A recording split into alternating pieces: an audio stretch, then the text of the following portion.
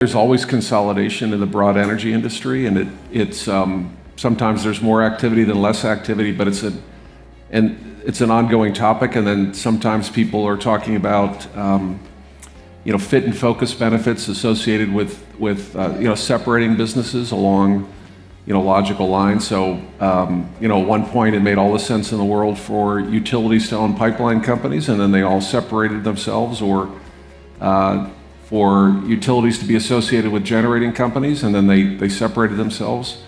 So it's an ongoing drumbeat. What's interesting is if you kind of deconstruct the different parts of the energy sector, the oil and gas industry right now, you have this sense that you need to be of a particular size to be able to attract, so E&P companies, to attract investors. So some people will say, you want to be in the first page of the comps sheet. The CEO in the industry said, I always want to be in the first page. If I'm on the second page, I've got a problem. I mean, I refer to this as the era of contextual alpha, that you can't make a decision if you're in the C-suite or the boardroom just based on the spreadsheet. That's the alpha part. You've got to take the contextual part into account, the geopolitics, the regulatory, et cetera. Government is much more involved in business decisions than 10 or 20 or 30 years ago. If I could just come back for a second to the fiscal picture, Lazard has a sovereign advisory business. It advises governments on restructuring their debt.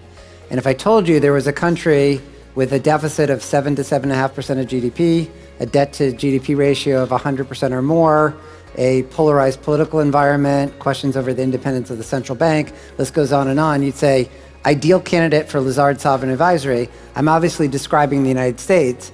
And the reason that the United States is not facing that kind of trouble is in no small part because of the safe haven role of the dollar and the exorbitant privilege of being the reserve currency to the world, and therefore an extra demand for our treasury securities that would, in its absence, not only raise interest rates, but then have a feedback effect on the fiscal trajectory. So, George, we're at CERAWeek. Every other word, every other story is about, will AI demand be able to be met with supply? So I'll kind of start off with that same question. Is it going to be a mismatch? Is it going to be a crisis? And do we need all of the above? So the first question we get a lot is the AI demand and the need for power real? And we think it is. I mean, how big it is, we don't know precisely, but it's a lot. And so the power is going to need to flow to support the AI demand, and we think it will get there. It will be hard. There are supply chain issues. There are issues with the scale of the labor resources available. There's an issue with permitting the relevant power plants to support AI. There's an issue with getting everyone around the table to negotiate a sensible transaction. But we think that the need for power will be met, and it will be met by an all of the above solution. Our take right now is you're clearly seeing stress in software and in the retail-oriented aspects of the private credit sector as a whole. But with regard to the rest of it and with regard to the institutional backers, we still think it's pretty limited.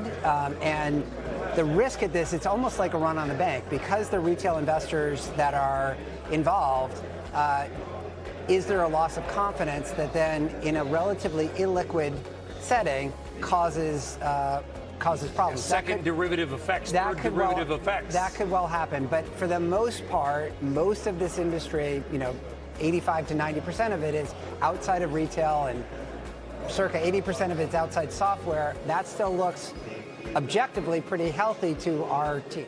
You think that, I've talked to some executives who have said that the deals that are maybe in the pipeline that have to do with energy security, for example, that there's even more of a push or more of an impetus or rationale now that this has happened for sort of domestic energy security related kind of deals. It actually makes some renewables investment opportunities more interesting because you don't need to rely upon something in the Middle East to have power. So this would be true in European distributed generation or European renewables or something here that looks like that. And then what we have found interesting is how powerful the pricing the pricing signals have been for natural gas in the United States. Because there's been no change in the pricing in the middle of all this. And it speaks to the incredible resource we have here in natural gas and the importance of natural gas to drive power needs for data centers and the availability of natural gas for LNG export and for reindustrialization. And that dynamic we think will get more and more highlighted. When you talk about cutting across each of the days, are you seeing your clients this year really wanting to invest in infrastructure? Oh yes, I mean it's and how to do it most effectively is the dominant theme across all energy companies. And so there's this tremendous need for investment in base infrastructure, in new electricity, power generation, how to deliver that generation most effectively, and and whether to invest across different areas. Should I diversify across different areas of natural gas?